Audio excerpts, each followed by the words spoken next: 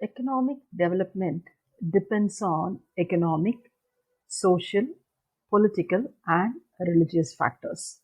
In the previous video, we saw economic development and economic growth.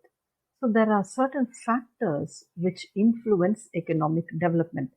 They can be categorized as economic factors, social factors, political factors, and religious factors. But we are concerned only with the economic factors. So let us see about the economic factors in detail. So what are the determinants of economic development? Under that, we have economic factors and non-economic factors. So, what are the economic factors? First one is natural resources. This is the most important determinant for economic development. A country with good natural resources can develop and grow very fast. So, the principal factor affecting the development of an economy is the availability of natural resources. The existence of natural resources in abundance is essential for development. If there is plenty of natural resources, then economic development can be fast and quick. A country deficient in natural resources may not be in a position to develop rapidly. But country like Japan, they do not have natural resources, but what they do is they import the natural resources from other countries. So countries like Japan, lacking in natural resources, import them and achieve faster rate of economic development with the help of technology. Whereas India is blessed with large natural resource, but in spite of that, we are not able to use the natural resources to the optimum level, and that's why India is poor. Next is capital formation. Capital formation is another most important key for economic growth. Capital formation refers to the net addition to the existing stock of capital goods, which are either tangible like plants and machineries or intangible like health, education, and research. So, capital formation is also very important. It refers to the addition made to the already existing stock. So, it can be tangible as well as intangible. Tangible means that which you can see, touch, and feel. It is in the form of machinery or plants. Intangible is related to health, education, and research. So, capital formation helps to increase the productivity of labor and thereby increases the production and income. So, when the productivity of the laborer increases, naturally there will be increase in production as well as income. So, productivity also facilitates for advanced techniques which can be adopted. So, it leads to better utilization of natural resources, industrialization, and expansion of markets which are essential for economic progress. If there is good capital formation, then you can increase your technology also. If you have advanced technology, then you will be able to use the natural resources or in a better way, and your market will also expand. Next is the size of the market. If the size of the market is large, then it will stimulate the production, which in return will increase the employment, and it will also increase the national per capita income. So if the size of the market is big, that means you are producing more. So more people get employment. When more people are employed, they get more income, more savings, and that also enhances your capital formation. That is why developed countries expand their markets to other countries through the World Trade Organization. So every country wants to extend its market. What do you mean by extend the market beyond its territory? India wants to keep its market in America, in Germany, or in China. Why? Then only we can increase the production. When production increases, then it increases employment and it also raises the national per capita income. Next is structural change. Structural change refers to the change in the occupational structure of the economy. That is generally Economy is divided into three categories: the primary, the secondary, and the tertiary. So, primary is mostly with agriculture, animal husbandry, forestry, and agro based industries, whereas secondary sector refers to industrial production like industrial production, construction. Tertiary sector refers to trade, banking, and commerce. So, an economy which is more dependent on the primary sector, that is predominantly agriculture, tends to remain backward. So there must be a structural change in the society. That's why even in our second plan, emphasis was given for industrialization. Instead of agriculture, we need agriculture to a certain extent, but it is better that most of the people are dependent on industries, because agriculture, you will not know whether you will not get a permanent income from agriculture. So during some years it will flourish, it will boom. Sometimes there will be a recession or depression, because agriculture is mainly dependent on the climate, the natural factor like rain and other things. Okay. Next is marketable surplus. What do you mean by marketable surplus? A farmer, he cultivates, and certain part of it he will use it for his personal things. Maybe he will use it for seed, or he will use it for self consumption. After his self consumption and farm needs, the balance which is left over is called as marketable surplus. So marketable surplus refers to the total amount of farm output cultivated by farmers over and above their family consumption needs.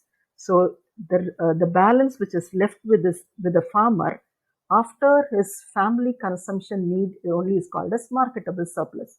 This is the surplus that can be sold in the market for earning income. So it raises the purchasing power, employment, and output in other sectors of the economy. Only when the farmer has marketable surplus, he will be able to sell it to someone else. We will also get it.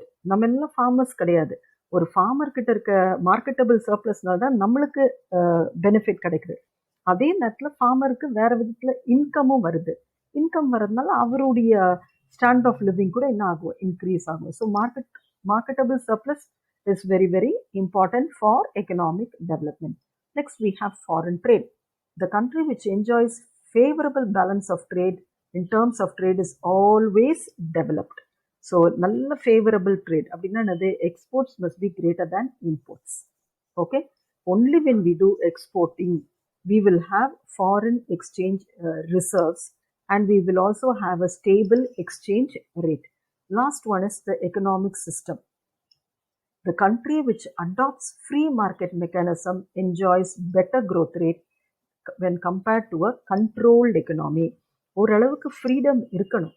கண்ட்ரோல்டாக இருந்ததுன்னா economic growth இருக்காது. Freedom இருந்தால் தான் there will be economic growth or development. So these are the determinants of economic development from the economic factor side. Next, let us see the non-economic factors. What are they? First, these are all economic factors. These are non-economic factors. First one is human resources. Human resources இன்னொரு பேர் என்னன்னா human capital, because they have the power to increase the productivity and thereby the national income. So human resource can also be called as human capital. There is a circular relationship between human development and economic growth. There is a circular relationship. Human development நல்லா இருந்ததுன்னா economic growth நல்லா இருக்கும். Economic growth நல்லா இருந்ததுன்னா எப்படி இருக்கும்? Human development நல்லா இருக்கும். So there is a circular relationship between human development and economic growth. A healthier or a healthy, educated and skilled labor force is the most important productive asset. So a country needs healthy people. நோய்வாய்ப்பட்டுட்டு எப்போதும் டிசீஸ்ல இருந்தால் அவன் leave எடுத்துக்கிட்டே இருப்பான். அவனால் வேலைக்கு வரவே முடியாது. So first ஹெல்த்தியாக இருக்கணும், எஜுகேட்டடாக இருக்கணும், நல்ல ஸ்கில்டாக இருந்தால் the production will increase, and that is a big asset for a country. Human capital formation is the process of increasing the knowledge, skill increase ஆகணும், productive capacity of the people. So we have to spend on all these areas. That's why we have to spend on hospitals, on schools. These are all very important for a productive human force for a country. So if labor is efficient and skilled, its capacity to contribute to growth will be high. So if you take Japan and China, People there are healthy, they are educated, they are skilled. That's why we find economic development very rapid in countries like that. Next is technical know-how. Technological இது இருக்கணும். What is that? We must have the power to use technology, and we also must have the knowledge. டெக்னோமொரான்ஸாக இருக்கக்கூடாது, technology பற்றி தெரியாதவங்களா இருக்கக்கூடாது. For example, if you take this corona period, education department was badly affected during this lockdown in India because the teachers as well as students, we do not have access to computers or internet. இந்த நாலேஜே இல்லாமல் இருந்தது. இப்போ என்னையே எடுத்துக்கிட்டிங்கன்னா, இந்த லாக்டவுனில் நான் நிறைய கற்றுக்கிட்டேன். Because I was forced to learn computer, I was forced to learn certain apps. இப்போ இது வெஸ்டர்ன் கண்ட்ரிஸ் பார்த்தா லாக்டவுனில் கூட அவங்க ஸ்கூல்ஸ் நடத்திட்டு இருந்தாங்க, எக்ஸாம்ஸ் நடத்திட்டு இருந்தாங்க, எல்லாம் நடந்துட்டு இருந்தது. A country must have good technical know-how. As the scientific and technological knowledge advances, more and more sophisticated technique steadily raises the productivity levels in all sectors. So nowadays, everywhere they are using technology. So a country which uses good technology, advanced technology, will have rapid economic development. Next is political freedom. A country must have some political freedom. People must have freedom. பொலிட்டிக்கலாக suppress பண்ணி வச்சிருக்க நேஷனில் வந்து economic development இருக்காது. அந்த காலத்தில் பார்த்தீங்கன்னா Dadabhai Naoroji has said, poverty and un-British rule in India, that is, the drain of wealth from India under the British rule was a major cause of the increase in poverty in India. In the beginning, India was a very rich country. That's why people wanted to plunder the wealth of India. Muhammad Ghori, Muhammad Ghazni, Britishers, Portuguese, எல்லாரும் invite பண்ண ஆரம்பிச்சாங்க. ஏன்னா இந்தியாவில் natural resources, wealth நிறைய இருந்தது. அந்த வெல்த்தெல்லாம் நிறைய சுரண்டிட்டு போக தான் இப்போ இந்தியா வந்து இந்த பாவர்ட்டியில் இருக்கு. So there must be political freedom. Social organisation. People show interest in the development activity only when they feel that the fruits of development will be fairly distributed. அதாவது மக்களுக்கு அரசாங்கத்தின் மீது நம்பிக்கை வரணும். இன்னைக்கு நான் வேலை செய்து நல்லா உழைச்சா கூட என்னுடைய ஃப்ரூட்ஸ், அது சொசைட்டியால் என்னென்ன கிடைச்சிருக்கோ அதெல்லாம் ஃபேராக ஈவனாக டிஸ்ட்ரிபியூட் பண்ணுவாங்க. அரசாங்கத்தின் மேலே ஒரு நம்பிக்கை இருந்தால் தான் எக்கனாமிக் டெவலப்மெண்ட் ஏற்படும். when the defective social organization allows some groups to appropriate the benefit of growth, majority of the poor people do not participate in the process of development. This is called crony capitalism. Sometimes what happens is the goodness of a country is reaped only by the rich people. ஒரு sector of the பீப்புளுக்கு மட்டும்தான் எல்லா பெனிஃபிட்ஸும் போய் கிடைக்குது. அப்போ poor people என்ன யோசிக்கிறாங்க, நான் போய் வேலை செஞ்சாலும் எனக்கு ஒருமே பெனிஃபிட்டே கிடையாது, அதனால் நான் எதுக்கு பார்ட்டிசிபேட் பண்ணணும், நான் பார்ட்டிசிபேட் பண்ணாமல் ப்ரொடக்ஷனே பண்ணாமல் சும்மா இருக்கிறதே எனக்கு நலமாக இருக்கும். So this is yet another cause, okay, for economic development. Next is corruption free administration.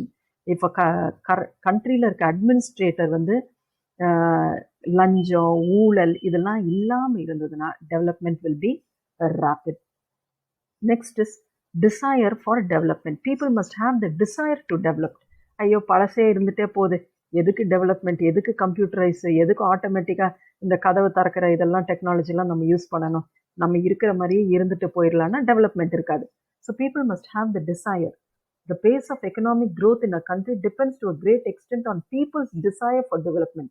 If in some country the level of consciousness is low and the general mass of people has accepted poverty as its fate, poverty என்னுடைய தலையெழுத்து, என் கண்ட்ரியில் poverty தான் என்னுடைய தலையெழுத்துன்னு சொல்லிட்டு நம்ம அப்படியே உட்காந்துட்டு இருந்தானா டெவலப்மெண்ட் இருக்கிறதுக்கு வாய்ப்பே இல்லை. Then there will not be any scope for development.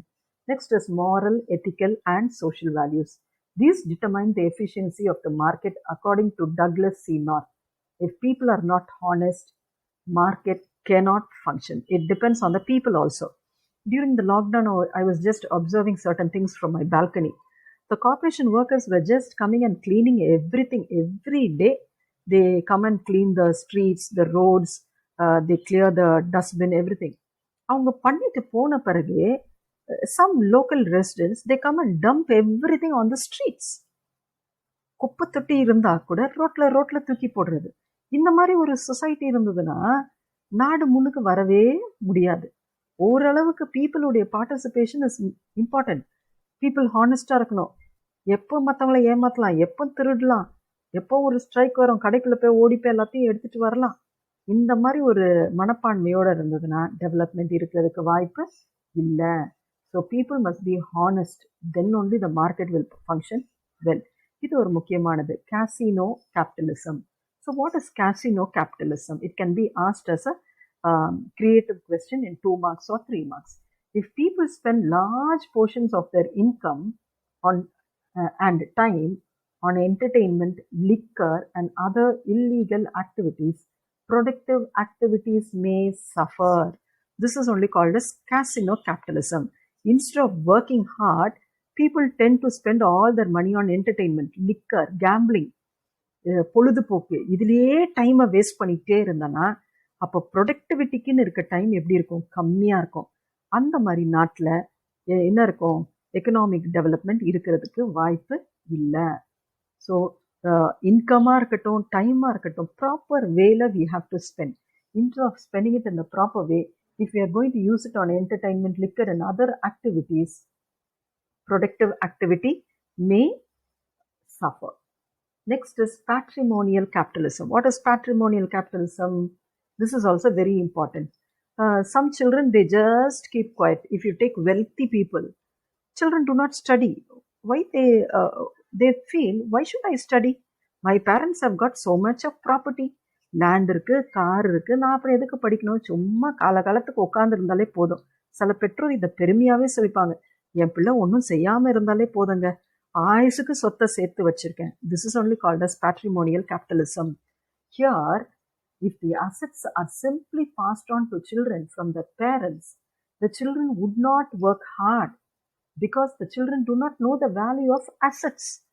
அப்பாட்டிருந்து வந்திருக்கு, அதனால காரை எங்கே போய் இடிச்சா என்ன பண்ணா என்ன, ஓசியாக கிடச்சதில்ல, அப்பாவுடைய சொத்து, அப்பா கஷ்டப்பட்டு வேலை செஞ்சது, நான் ஒன்றுமே பண்ணலையே. Okay, so this is only called as patrimonial capitalism. So if this exists, productivity will be very, very low. So these are the determinants of economic development. We saw the economic factors and the non-economic factors. This is a very, very important question, girls. ரொம்ப ஈஸியாகவே நம்ம படிச்சிடலாம். இந்த கொஸ்டின்னு 5 marks question நீங்கள் எடுத்தீங்கன்னா இருக்கு. இதில் discuss the economic determinants of economic development. This is the answer for that. 35th question, discuss the economic determinants of economic development. For that you have to write these. Okay, thank you girls.